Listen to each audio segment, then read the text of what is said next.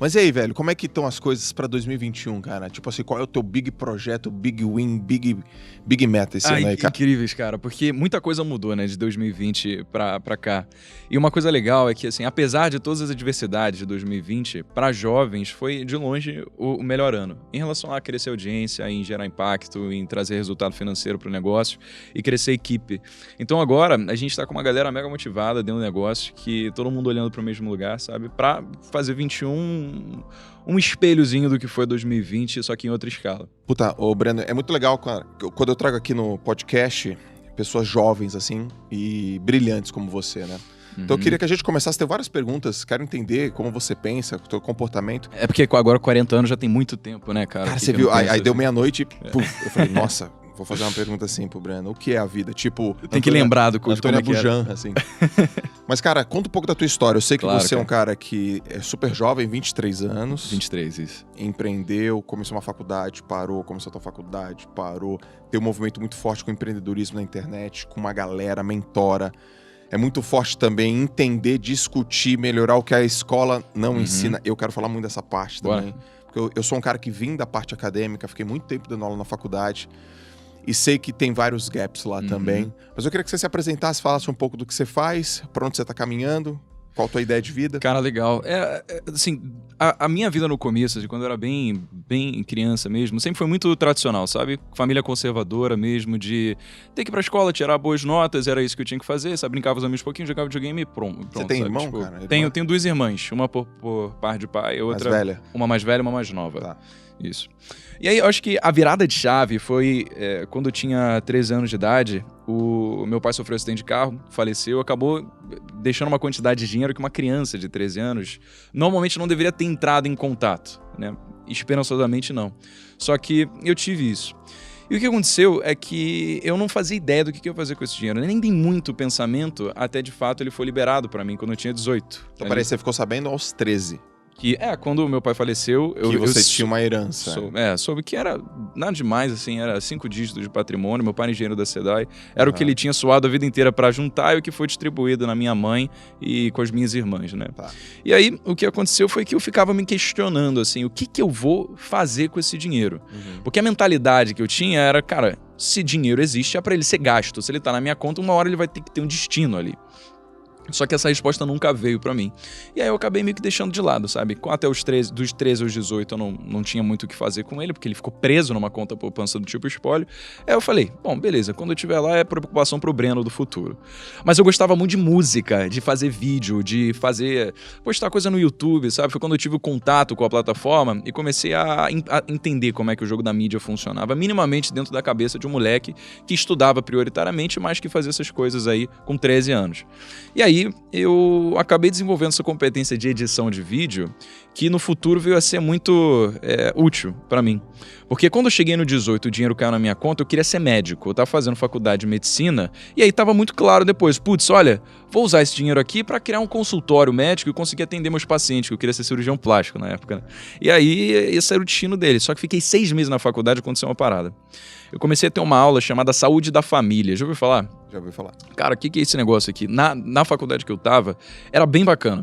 Porque a gente tinha na prática a vivência de subir em comunidades carentes lá do Rio de Janeiro para prestar atendimento para pessoas que não tinham condição de descer, porque estavam muito debilitadas, ou que não tinham condição de ter um acesso a um sistema de saúde, sabe?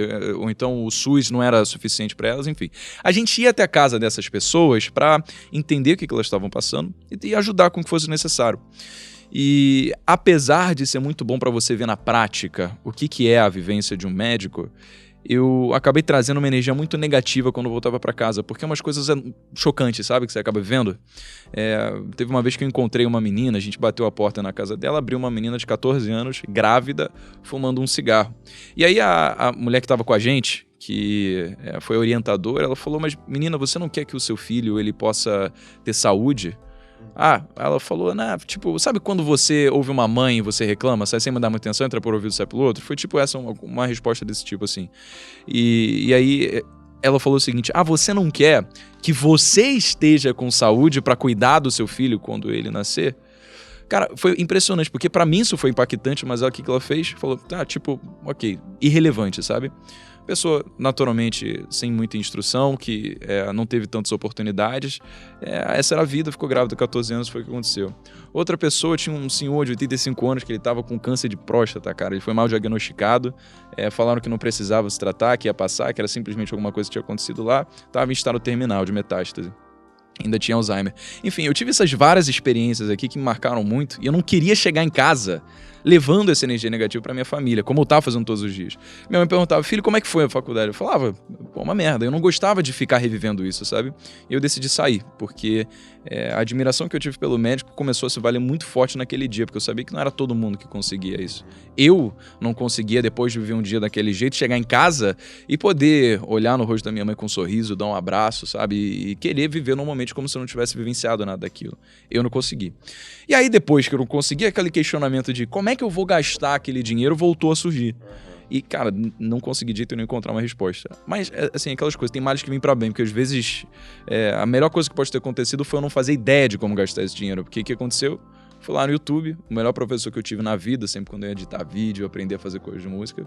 Perguntei lá, escrevi, como começar a investir. Comecei a ver os vídeos do Thiago, comecei a ver o vídeo do Perini, dessas pessoas que eu achava tão engrandecedoras e que estavam dando aquele conteúdo que a gente nunca foi dado na escola e que eram tão relevantes para a nossa vida, né? E aí foi engraçado, porque logo depois eu comecei a fazer engenharia de produção na UFRJ e porque eu estava me interessando muito por finanças para poder gerenciar aquele dinheiro que o meu pai tinha me deixado, afinal, como eu não sabia como eu ia gastar, melhor que ele rendesse da melhor forma possível até lá. E aí eu perguntava, cara, você viu que a Selic caiu, tipo, de 10 para 12? Naquela época ainda tava absurda a taxa Selic, tava no governo Dilma, né? E as pessoas não faziam ideia do que era a Selic, não faziam o que era IPCA, o que era a Copom, política monetária do Banco Central. Isso me deixou um pouco curioso e frustrado, porque são coisas muito simples, sabe? Se você pega numa metodologia certa, independentemente da idade que você tem, você pode ter 11 anos de idade, você vai entender o que são essas coisas. Tudo depende da forma como é passado. E dinheiro é algo imprescindível para qualquer pessoa depois que ela sai da escola. Você pode querer ser engenheiro, matemático, você pode querer fazer advocacia, você pode querer ser qualquer coisa, mas você vai ter que lidar com dinheiro, cara. Dificilmente todo mundo vai ter que saber o que é briófita, pteridófita, angiosperma, gimnosperma, rocha metamórfica e magmática, mas a gente dá isso na escola.